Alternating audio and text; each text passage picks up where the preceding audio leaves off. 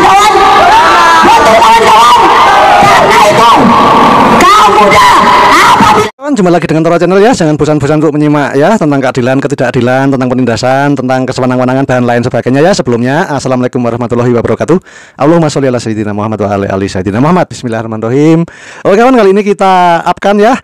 Kita simak, kita cermati, kita kritisi dan juga kita lihat ya, kita tonton bersama, yaitu para demonstran ya, yang dimana di situ ada seorang gadis atau wanita atau cewek ya, katakanlah masih cewek kan, masih kuliah ya.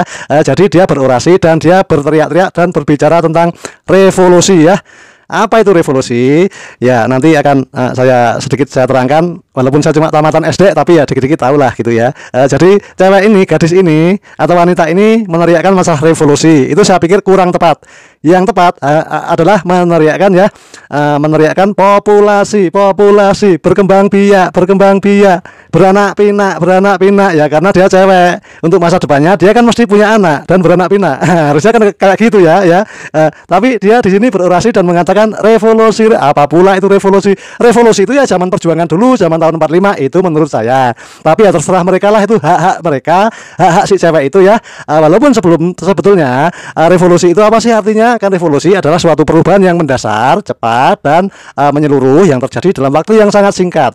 Revolusi dapat terjadi di berbagai bidang seperti sosial, politik, budaya, ekonomi, kepribadian manusia dan lain sebagainya. Mungkin yang dimaksud si cewek itu seperti itu ya. Tapi saya ulangi sekali lagi, cewek itu pantasnya yang ngomongnya itu jangan revolusi, karena revolusi itu kesannya itu keras ya, kesannya itu kayak makar, maaf kata ya, kesannya kayak seperti itu ya. Jadi lebih bagus lagi diucapkan ya, beranak pinak, berpopulasi dan punya anak, harusnya ya seperti itu. Oke, langsung aja kita simak ya.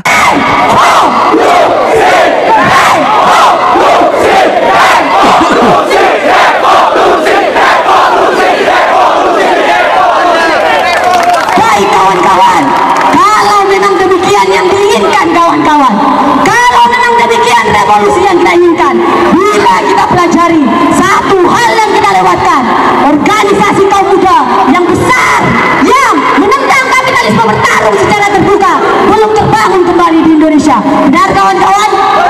Betul kawan-kawan? Karena itu kaum muda apabila tidak revolusioner, dia adalah produk sejarah yang gagal. Dia adalah bermental bocor, benar kawan-kawan? Karena itu saya mengajak termasuk kawan-kawan perempuan yang harus mengambil alih kepemimpinan terlibat dalam gerakan-gerakan yang revolusioner. Semuanya harus berorganisasi. Sebenarnya semuanya harus membangun organisasi yang menyatakan secara terbuka ingin merebut kekuasaan dari rezim kapitalis yang ada di Indonesia. Sepakat kawan-kawan? Sepakat kawan-kawan?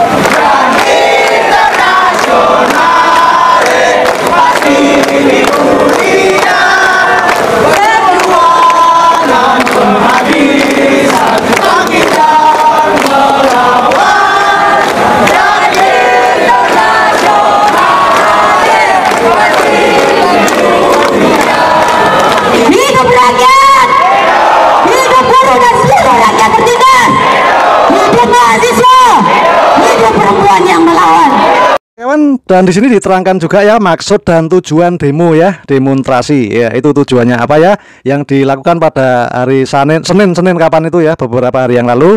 Di sini dijelaskan tujuan dan tuntutannya apa.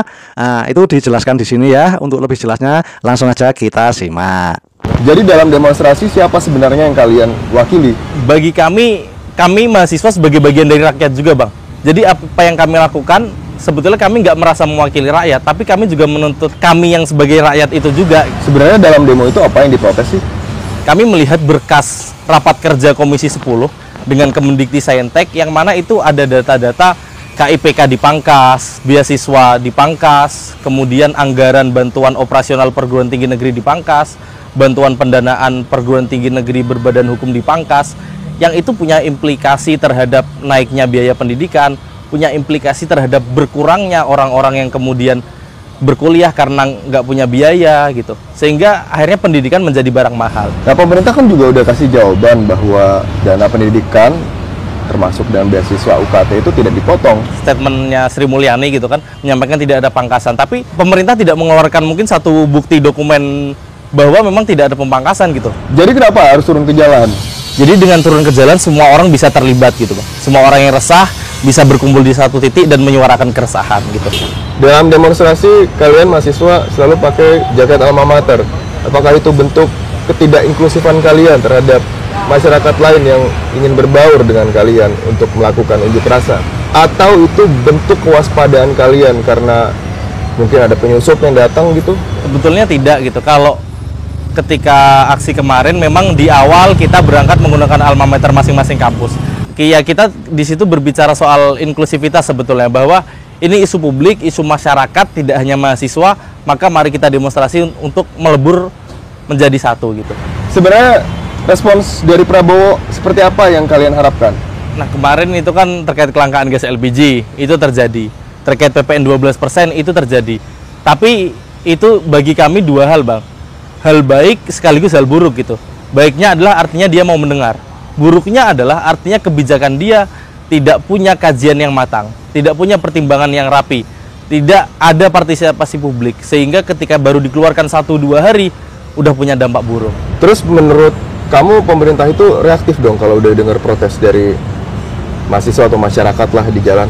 Kita dengar statement Prabowo misalkan bilang kabinet gemuk, tapi direspon dengan dasmu gitu kan. Bagi kami itu sebuah hal yang sangat tidak sesuai dikeluarkan oleh sebuah pimpinan satu negara, yang mana justru dia mengatakan dasmu pada narasi orang yang bilang kabinetnya gemuk. Sedangkan yang bilang kabinet gemuk adalah masyarakat gitu, Bang. Salah satu tuntutan kalian adalah tentang MBG, seperti di luar negeri misalnya makan bergizi gratis di sekolah-sekolah gitu. Kita tidak menolak, Bang. Tuntutan kita adalah evaluasi total program MBG. Maksud kami adalah MBG ini program prioritas Presiden, dan kami sepakat bahwa anak-anak di Indonesia boleh dikasih makan. Tapi yang jadi catatan kami adalah bagaimana prosedur pelaksanaannya. Seperti bagaimana sih mekanisme pengawasan MBG ini agar terhindar dari korupsi-korupsi. Di internet atau di media sosial tuh ada juga narasi sahkan RUU perampasan aset. Nah itu bagaimana, masuk juga nggak ke dalam tuntutan kalian? Kami sepakat, Bang, bahwa korupsi adalah hal yang urgent yang terjadi di Indonesia sekarang. Itu kenapa di salah satu tuntutan kami di aksi hari Senin kemarin, kita mengeluarkan satu tuntutan, desak Prabowo keluarkan Perpu tentang perampasan aset. Ketika Perpu yang mengeluarkan adalah Prabowo, maka Prabowo secara pribadi dia sebagai presiden bertanggung jawab penuh gitu, Bang. Artinya dia berkomitmen atas pemberantasan korupsi gitu. Sehingga ketika ada korupsi-korupsi yang kemudian terjadi, kita dengan gampang bisa menuntut Prabowo karena memang Prabowo yang mengeluarkan Perpu itu sendiri. Ada gerakan Indonesia gelap, tentu itu yang kalian jalani. Tapi sekarang ada gerakan Indonesia masih terang. Menurut kalian itu merupakan bentuk demokrasi juga kah? Ada pro dan kontra? Selalu respon kami justru dibantah dengan buzzer, dibantah dengan narasi-narasi yang nggak sesuai, atau bahkan didiamkan, atau direspon dengan kata-kata yang nggak pantas. Ya maka pemerintah secara nggak langsung juga membentuk bagaimana pandangan kami terhadap pemerintah. Jadi masih gelap? Masih gelap. Itu. Jadi itu dengan beberapa tuntutan sebenarnya rangkaian aksi hari ini adalah merupakan rangkaian aksi yang dilaksanakan pada hari Senin. Seperti itu. Karena aksi hari Senin dilaksanakan oleh kelompok mahasiswa dan itu terlihat eksklusif.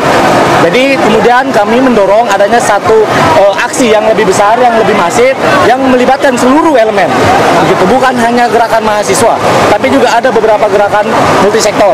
Ada NGO, buruh, bahkan tadi ada serikat pekerja kampus. Bahkan hari ini yang turun mengesankannya adalah ada pecinta K-pop yang hari ini sama-sama menyuarakan keresahannya.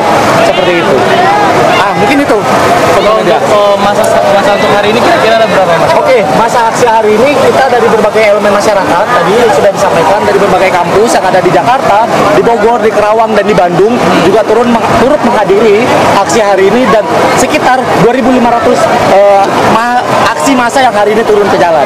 Seperti itu. Mas, kan yang kemarin kan sudah ditemui itu sama Mensesnek. Kalau untuk hari ini tuh bedanya apa, Mas, dibandingkan dengan yang kemarin, Mas? Jadi kemarin kan ditemui sama pihak istana karena ini menurut kami itu merupakan bagian daripada rekayasa istana. Begitu supaya istana merekayasa dan menganggap bahwa Indonesia sedang baik-baik saja. Seperti itu. Jadi kemarin kelompok-kelompok mahasiswa yang ditemui istana itu menurut saya rekayasa sosial dan rekayasa kelompok istana supaya tidak menganggap Indonesia ini gelap seperti itu. Bahkan saya membantah narasi-narasi sinis yang dikeluarkan dari rejim Prabowo dan dikeluarkan oleh para pejabat-pejabat Prabowo begitu ya, para pejabat-pejabat publik baik itu kementerian maupun pejabat legislatif tentang naiknya hashtag Kabur Dulu itu merupakan cuitan keresahan atas rakyat Indonesia atas problematika yang terjadi melalui produk-produk kebijakan yang diciptakan oleh Prabowo seperti itu.